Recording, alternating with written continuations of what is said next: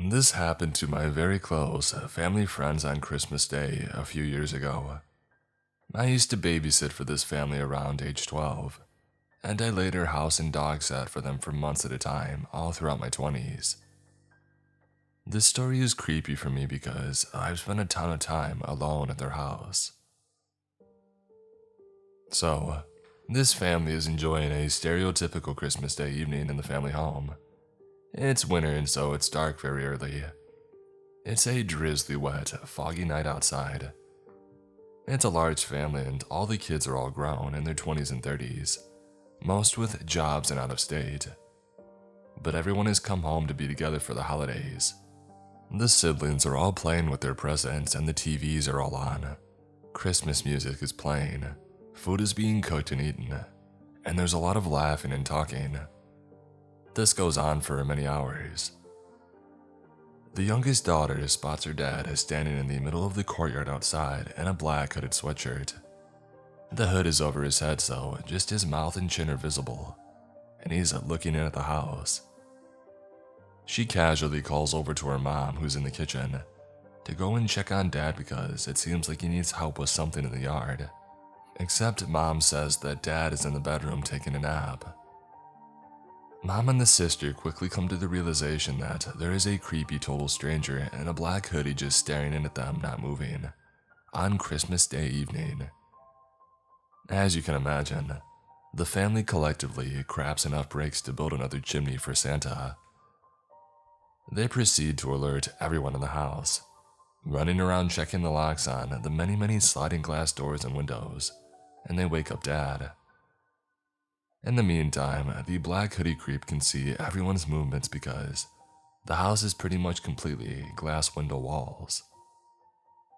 This guy continues to just stand there in an intentionally creepy and Jason-like pose, not moving, except now he has a sinister smile on his face. It's obvious that he's enjoying being caught.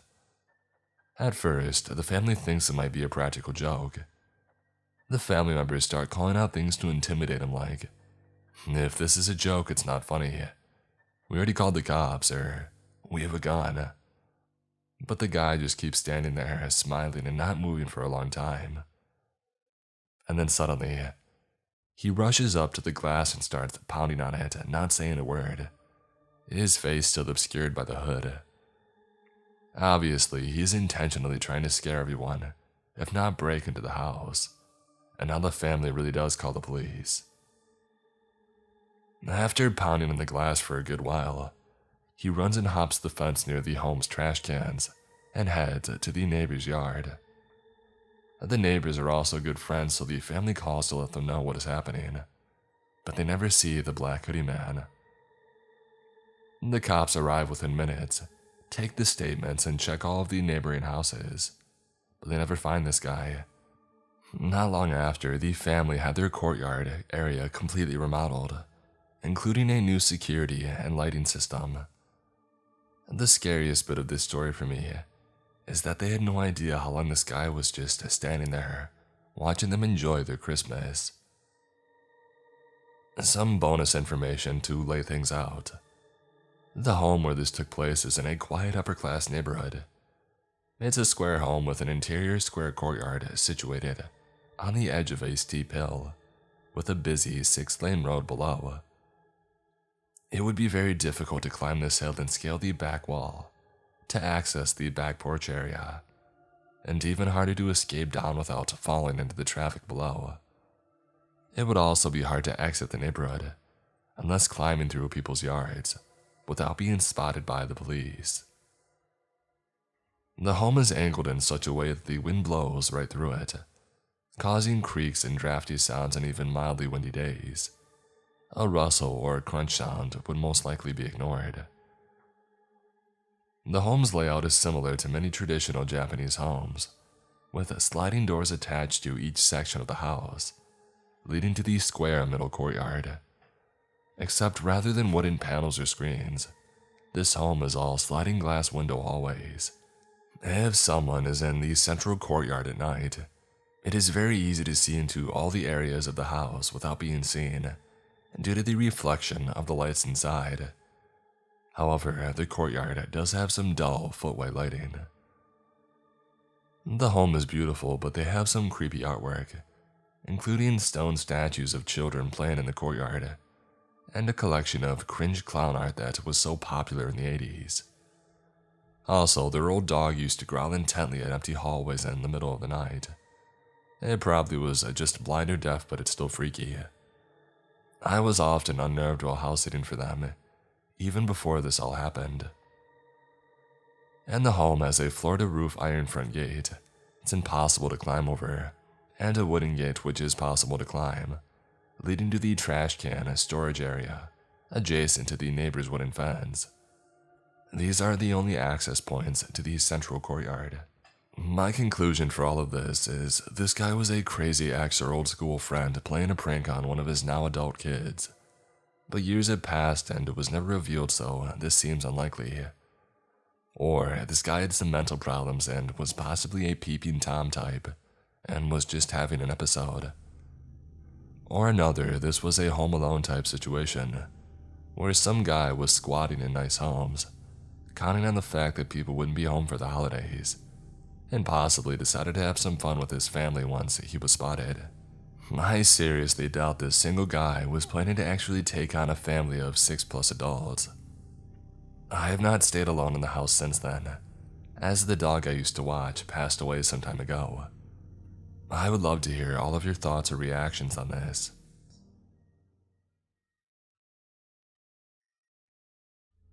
So, this just happened an hour or two ago and I'm pretty freaked out. This is my first time posting, so I'll try my best. I'm sure you all know the drill. I'm a 24-year-old female. So, I have a Wi-Fi enabled baby monitor in my bedroom, so we can watch my 5-month-old son when he's sleeping in his bassinet when my husband and I are downstairs. I tend to be nude when in my bedroom in the second story of my house, and I don't have central air and it's summer in Wisconsin, and today it was currently over 80 degrees Fahrenheit. I was laying in bed, drinking a beer and watching TV, when I noticed the light blinking on the baby monitor, which was currently facing toward the bed, as my son had been in a co-sleeper in the bed with my husband last night. I work overnight shifts at the hospital. For our monitor, a light blinking on it means that someone is watching via the website or the app for the monitor. I jokingly sent a text calling my husband a creeper and was flipping off the camera and talking to it, but found it odd that it took him several minutes to read my message. He was at work at this time. When he finally responded, I could feel that my blood ran cold, but that would be embellishing.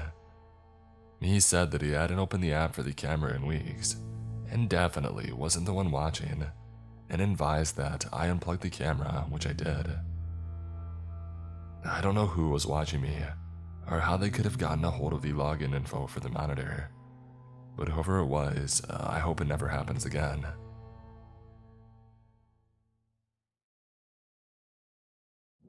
Hey everyone, I'm really writing this out as a way to vent because I'm in a situation where I feel really stuck.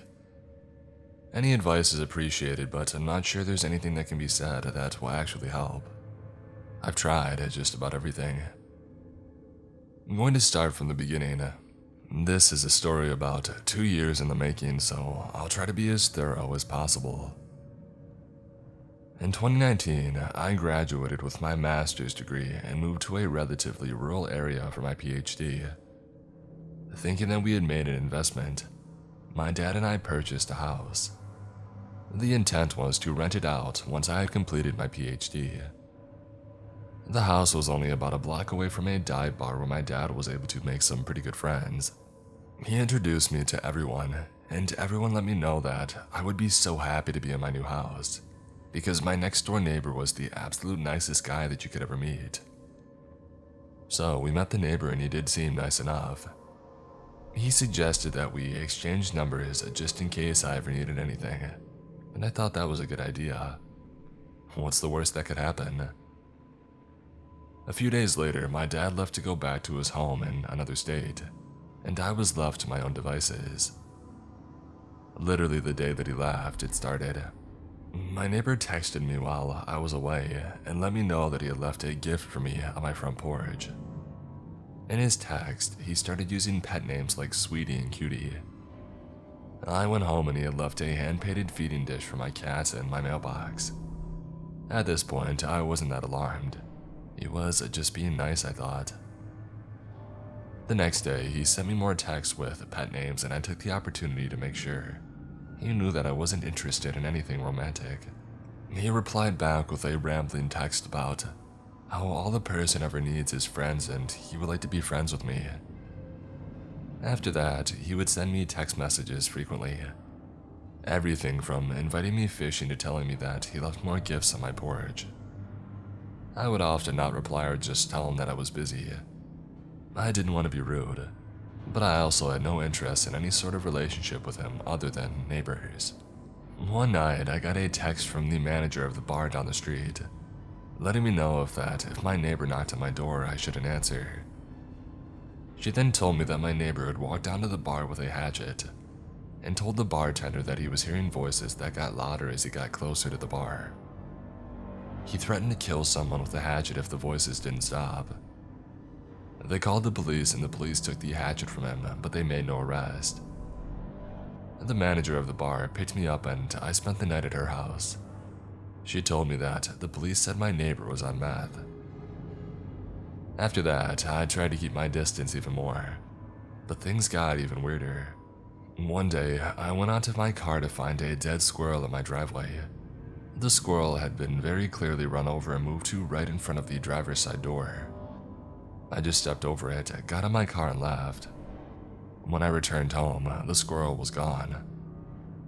Shortly after, I received a text from my neighbor that said, "Someone or something put a dead squirrel in your driveway. Don't worry, I moved it for you." I felt like this was a weird way to word this, and I had suspected he was the one who had put the squirrel in the driveway in the first place. Another time, I walked out of my house to see that he had placed an unspent shotgun shell on the bricks in his front yard. He came out and told me that it was to serve as a warning for anyone walking between our houses. For the next couple of months, I did my best to avoid him. He would text me, inviting me over, and I would come up with an excuse or just ignore him completely. I wanted to remain cordial since he was my neighbor, but it was getting very annoying and I was uncomfortable. He would text me as soon as I got home, telling me that he was watching me come and go from my house. Around Halloween, he handcrafted a large casket and wrote, "Here lies the last son of a gun who played mind games, November 2012. What the heck? All this time still sending me messages. Eventually I got fed up and stopped responding completely. Less than 2 weeks after I had stopped responding, he threw a 50-pound flower pot at my front door. You know, those big concrete planters, yeah, one of those. I called the police, who advised me to get a stalking no-contact order. A few days later, I was watching TV when a notification popped up that my neighbor was trying to cast a video to my screen. I declined it twice, and I filed another report with the police. During this time, I started the process of getting a stalking no-contact order. I saw 3 different victim advocates who all told me different things. I went out of town for a conference, and during that time, someone had attempted to break into my home. I had an ADT security system, so while they didn't succeed, I was aware of the attempt. After the conference, I came home to the entire world shutting down because of the virus.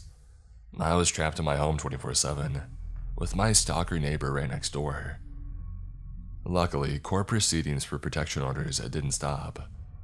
Right before court, he sent me a text telling me that he was sorry for what he had done, that he could tell when he saw me outside that he made me uncomfortable. Then he went on to tell me that he could tell my hair has gotten longer and that I look beautiful. I went to court and provided all of the evidence that I had, the timeline of everything that had ever happened, the text that he had been sending me asking if I wanted a massage, the text that I sent him telling him the way he was speaking to me was inappropriate, the text saying that he knew he made me uncomfortable. I told the judge that I suspected he had attempted to break into my house while I was out of town. And the kicker is, he didn't deny any of it. Actually, he told the judge that he took full accountability for everything. He said that he was in recovery and was trying to turn over a new leaf. He didn't oppose the protection order at all.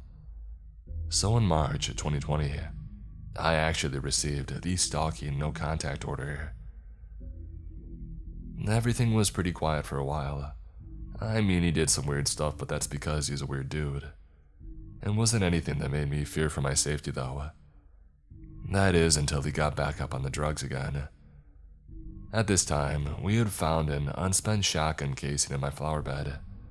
It was consistent with the one that he had previously used to send a warning. This occurred a couple of months after I started dating my boyfriend, and I suspect it was a warning to him.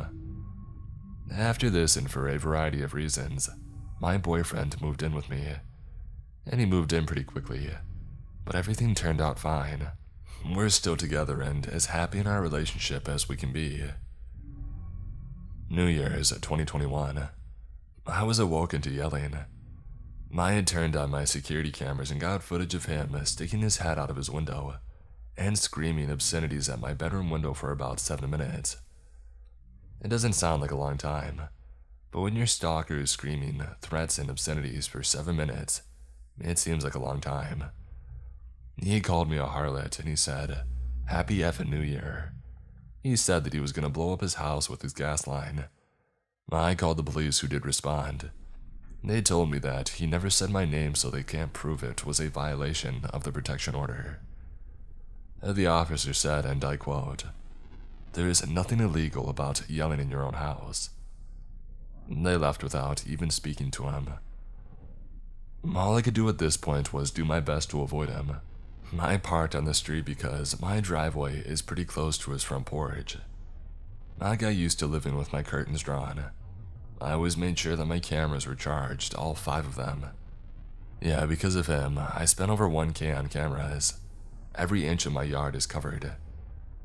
Since then, he's been seen by me and my other neighbors talking to people who aren't there, going outside and screaming nonsense.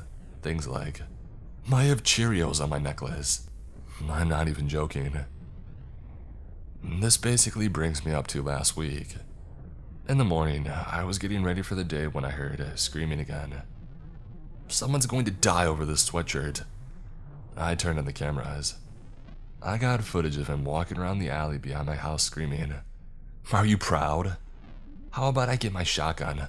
I'll get everybody all fired up." I called the police. Once again, they didn't charge him with a violation of the protection order. Instead, they gave him an ordinance violation for disturbing the peace. The police told me that it seems like he was off his medication again, and that was that, and they left. Last night, I was awoken to hammering outside my window at 1 a.m. He was cutting down his privacy fence, horizontally. I called the police for a noise complaint and they just told him to stop, and that was that. As I write this, he is outside continuing to horizontally cut down his privacy fence. That means that the privacy fence only stands about 3 feet tall now. This was the one thing that made me feel relatively safe about hanging out in my backyard, and now that's gone. All of this is to say that I'm tired. I just want to live in a house where I can be sure that my neighbor won't try to kill me, where I can feel confident that he's not going to try to break in. My boyfriend and I are trying to buy a house to move, but it's difficult. I'm a PhD student, and so I don't make very much money. Renting won't work. And because I have 4 cats, plus my partner's cat and dog, although we have a place secured for them if necessary, and finding a place to rent with so many animals is difficult, if not impossible. I refuse to rehome them, so maybe it's partially my fault that I'm stuck in this situation. My dad has agreed to co-sign on another mortgage, and I've gotten a second job. We should be able to save up enough money within a few months, but until then, I'm stuck. I just don't know what else to do. I'm tired, I'm hungry, so I figured that I would write this to vent. If you made it this far, thanks for listening. There are still so many different instances that I've left out. I'm just so exhausted.